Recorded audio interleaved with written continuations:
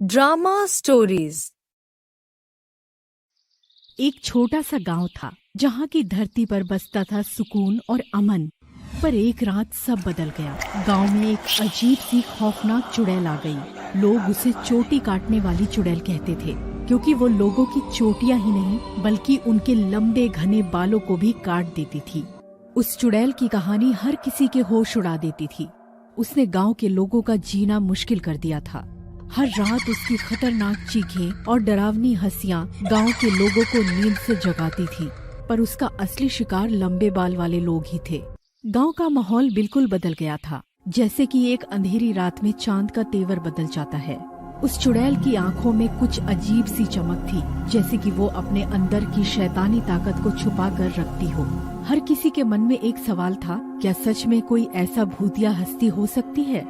उस चुड़ैल को लोग चोटी काटने वाली चुड़ैल कहकर डराते थे, क्योंकि उसकी पहचान उन लंबे बालों में थी जो उसने ना जाने कितनों के सर से काट दिए थे।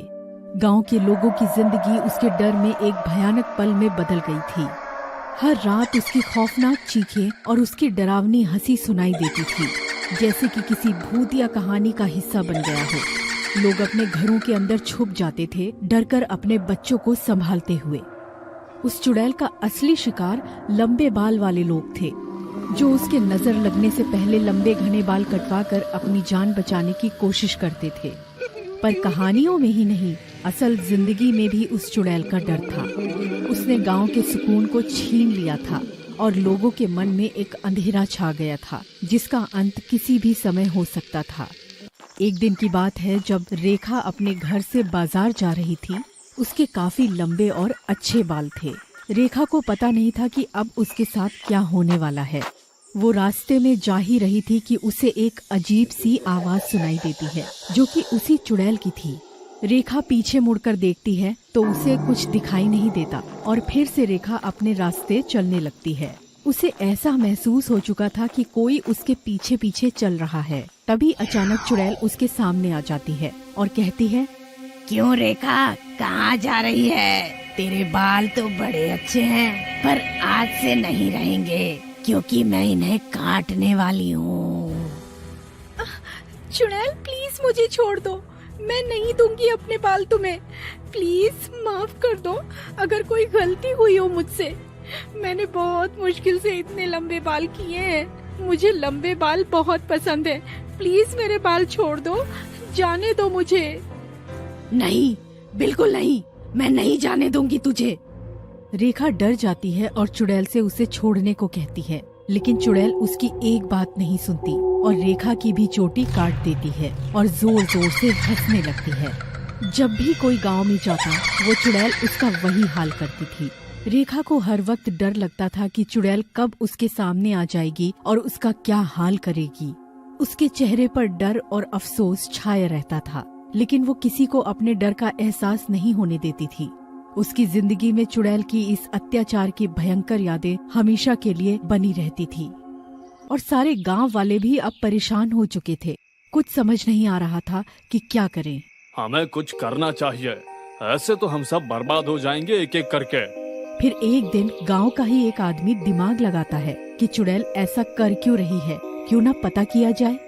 उसने सारे गांव वालों को बुलाया और बताया, ऐसे तो एक दिन ये चुड़ैल सारे गांव वालों को बर्बाद कर देगी, अगर जल्दी इसका कोई उपाय नहीं निकला तो। मेरे पास एक आइडिया है। अगर हम उस आइडिया को लेकर चलेंगे तो पक्का उस चुड़ैल से हमें भागना नहीं पड़ेगा।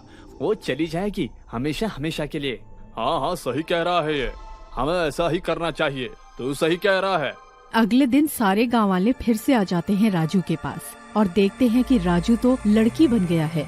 उसने अपने बालों को लंबा कर लिया है। सारे गांव वाले आश्चर्य में पड़ जाते हैं, पर राजू का प्लान ही यही था, ताकि चुड़ैल ऐसा क्यों करती है ये पता लगा सके। राजू निकल जाता है। जाते जाते उसे भी पीछे से एक आवाज आती है। राजू पीछे देखता है, उसे कुछ दिखाई नहीं देता। राजू फिर से चलने लगता है। तभी उसे कुछ डरावनी आवाजें सुनाई देती हैं। वो बिल्कुल नहीं डरता और अचानक चुड़ैल सामने आ जाती है और हंसने लगती है। तेरे बाल अच्छे हैं, पर अब तेरे पास ये नहीं रहेंगे। राजू हंसता है और कहता है, तो काटने हैं क्या तुझे? तुझे पता है तू बहुत सुंदर है, फिर भी तू सबके बाल क्यों काटती है? हाँ, क्या मैं तुझे सुंदर लगती हूँ? पहली बार किसी ने मुझे सुंदर बोला है। कहीं ऐसा तो नहीं कि तू मुझे मस्का लगा रही है ताकि तेरे बाल ना काट सकूं और तू चली जाए? पर ऐसा नहीं होने वाला बच्ची, तेरे बाल तो जाएंगे ही। पर तू मुझसे बात कैसे कर रही है? अजीब लड़की है तू। क्या तुझे डर नहीं लग रहा है कि तेरे बाल अब चले जाएंगे? राजू कहता है, अरे तू मुझे बस इतना बता दे, करती क्यों है तू ये सब? तुझे क्यों बता दूं? तू कौन है? अपने काम से काम रखना। इतना कह के चुड़ैल राजू के बाल काट देती है और हंसते हुए गायब हो जाती है और सामने एक पेड़ पर चली जाती है। राजू भी वहीं छुप जाता है और देखने लगता है। चुड़ैल को लगता है कि वो जा चुका है। तभी चुड़ैल कहती है, चलो कोई देख नहीं रहा, अब मैं अपना काम करती हूँ। चुड़ैल अपने सर से बाल हटा देती है। राजू देखकर चौंक जाता है और समझ जाता है कि ये चुड़ैल गंजी है, इसीलिए सबके बाल काट के ले जाती है ताकि वो अपने सर पर लगा सके। चुड़ैल राजू के बालों को लगा लेती है और कहती है, अरे वाह, ये तो बाल अब तक के सबसे अच्छे हैं। मैं कितनी सुंदर दिख रही हूँ इसमें। अब मुझे कोई गंजी नहीं कह पाएगा। मेरे पास भी अब इतने लंबे बाल हैं। चुड़ैल ने राजू के बाल देखते ही मुस्कुराते हुए कहा, अरे वाह, ये तो सबसे मस्त बाल हैं। मुझे तो लगता है अब कोई मुझे गंजी नहीं कह पाएगा। मेरे भी अब इतने लंबे बाल हैं। देखो कितनी प्यारी लग रही हूँ। राजू ये सब देख रहा था और अब वो भागते हुए गांव वालों के पास जाता है और सारी कहानी बता देता है। सारे गांव वाले सोच में पड़ जाते हैं। ओए सुनो सब लोग, चुड़ैल ने मेरे बाल देखे और बोला कि वो कितनी सुंदर दिख रही है इन बालों में, और उसने बोला कि अब कोई उसे गंजी नहीं कह पाएगा क्योंकि उसके भी इतने लंबे बाल है। सभी गांव वाले सोच में पड़ गए। कुछ तो ये सोच रहे थे कि क्या ये सच हो सकता है। तभी राजू बताता है कि वो चुड़ैल पेड़ पर रहती है। सारे गांव वाले मिलकर उस चुड़ैल के पास जाने लगते हैं। जाते ही उसे पेड़ से बांध देते हैं और कहते हैं, बहुत मनमानी कर ली तूने, हम सबको परेशान करके रखा था। अब बस, अब और नहीं, अब तेरा अंत यही है। तुझे पता नहीं है, अभी जो तुमने चोटी काटी वो कोई लड़की की नहीं बल्कि हमारे गांव के राजू का था, और उसने देख लिया कि तू गंजी है, इसलिए ये सब करती है ना। तुमने ना जाने कितनों के बाल काटे हैं अपनी सुंदरता के लिए। चुड़ैल चौंक जाती है और कहती है, तुमने मुझे धोखा दिया। तुम सबको मैं नहीं छोड़ने वाली। अब तुम सबको मार दूंगी। तू हमारा कुछ नहीं बिगाड़ सकती। मैंने पहले ही बोला था ना, इस आइडिया से हमें पक्का ही चुड़ैल से भागना नहीं पड़ेगा। मुझे छोड़ दो, नहीं तो मैं तुम सबको मार दूंगी।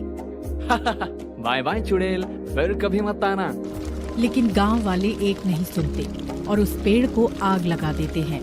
चुड़ैल वहीं जलकर मर जाती है और गांव में पहले की तरह खुशहाली आ जाती है।